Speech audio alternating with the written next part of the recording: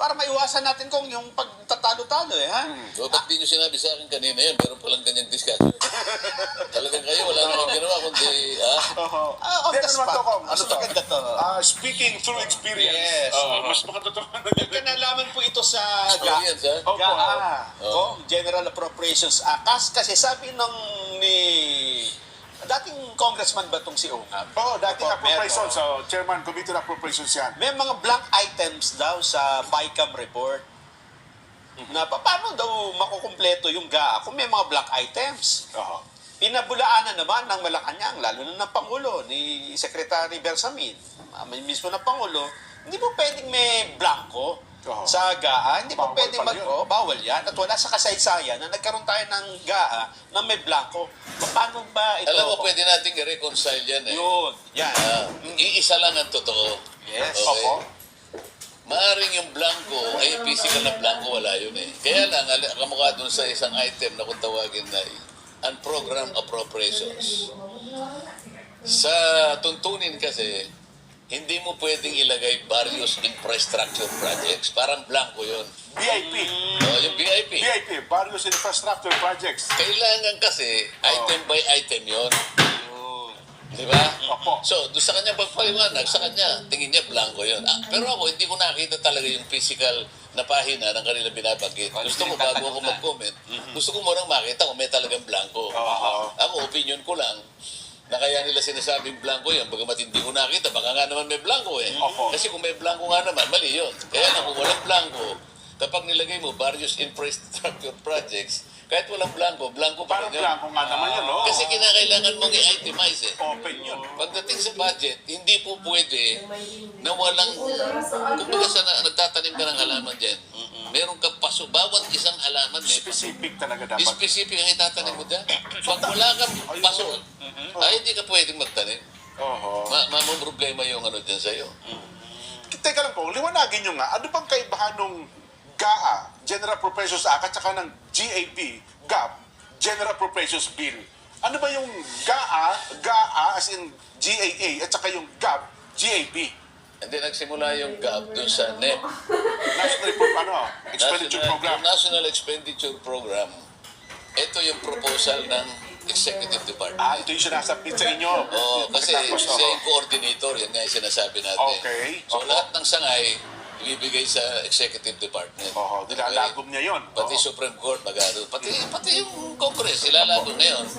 Yun ang NEP. Pagkatapos ng kanyang, yung kanyang privilege, yung SONA, ang ilang araw mula pagkatapos ng SONA, official niyang isasubmit yun. Yun ang basis ng deliberation. Okay. So pag nag-deliberate ngayon ang Congress, both houses, yung NEP na yon, siyempre nasa kanilang pagtaya kung ito. Yun na ito na yung General Appropriations Bill. Magiging bill siya. Yun yung GAP, GAP. Deliberasyon nga yan. Kasi magano kami na sarili naming version eh. Imbes na NEP, General Appropriations Bill na. Ito yung subject matter ng plenary debates. Di ba nung ako'y nagpasya na magtatanong ako. Yung unang araw. Na hindi na kayo pinayag yung ano. Isipin mo naman, general principles lang ang subject matter nung araw na yon. Kasi gusto kong mag-take advantage. Nandun yung ating economic cluster, nandun yung ating NEDA-GEN, nandun ang ating Department of Finance, nandun ang ating Department of Budget and Management, nandun din ang Central Bank. Para lang malaman ko yung mga estimate na sinabi nila na yung kahirapan kanya pagdating ng ganito 2028 ay one digit na lang. Gusto kong malaman paano mapupunta sa one digit sapagkat napakarami kong tinitingnang issue na magiging alanganin para makamit mo yon. So gusto kong makasiguro. At pagkatapos, yung isa pang target nila na ang ating bansa by the end of BBM's administration, ma-classify na tayong high middle income country. Na ang karamihan na sa mga bansa ng ASEAN gumraduate na doon. Kasi ngayon middle income tayo eh. Low middle income tayo. Hindi high. Hindi, nagpalista ako ngayon na gusto ko pong magtanong ng ilang bagay para maklarify po yung mga bagay-bagay na iniisip ko. Opo. Aba, isang batalyon ng sumapat sa akin. Sabi niya kung, Hindi na... Oo. ipagpaliban mo na muna kasi alam mo, meron tayong tagubilin eh. May hinahabol kayo ano eh.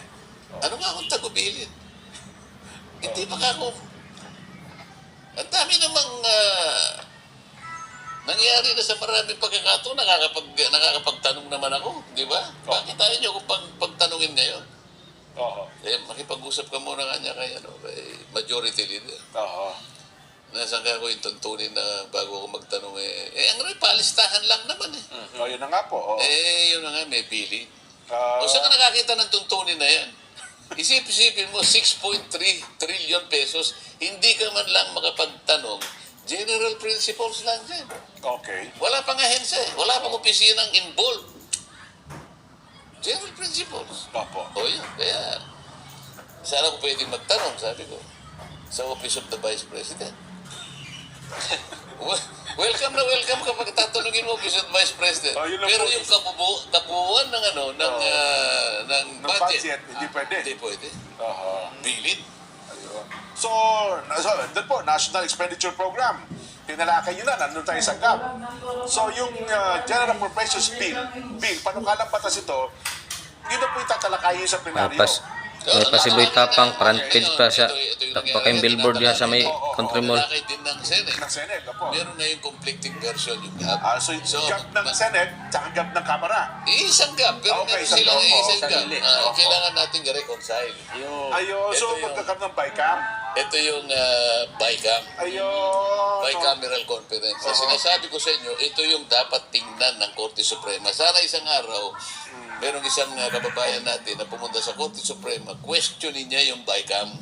Wala ito sa saligang batas. Dito nang gagaling itong mga hiwaga na ito. Oo. Kasi marami pinag-usapan sa plenaryo ko nung GAP na pumapasok pagdating doon sa BICAM eh. Pagka pinirmahan niyo yung conference report, Opo. magpiprint na sila ngayon base doon sa ginawa sa Yung BICAM ang mananaig. yun ay magiging pag pinirmahan ng Pangulo. Ayun. Oh. Yung ata doon na, Sonata, doon daw sa BICAM, nagkaroon naman doon ata yung mga blanco. Kaya, di ba, dapat ay December 20, lalagdaan ng Pangulo. Nung dumating daw po sa Sampuan, December 30, ay nasagot na yata lahat yung mga blanco na yun. Kaya, pagdating daw po doon sa GAA, pipirma na ng Pangulo, December 30, wala ng blanco. Doon sa enrolled bill, Doon sa sinasabi bill enrolled nga bill po, na siya, oo. pipirmahan ng Pangulo. Kasi di ba sinuri niya na ng ilang araw eh.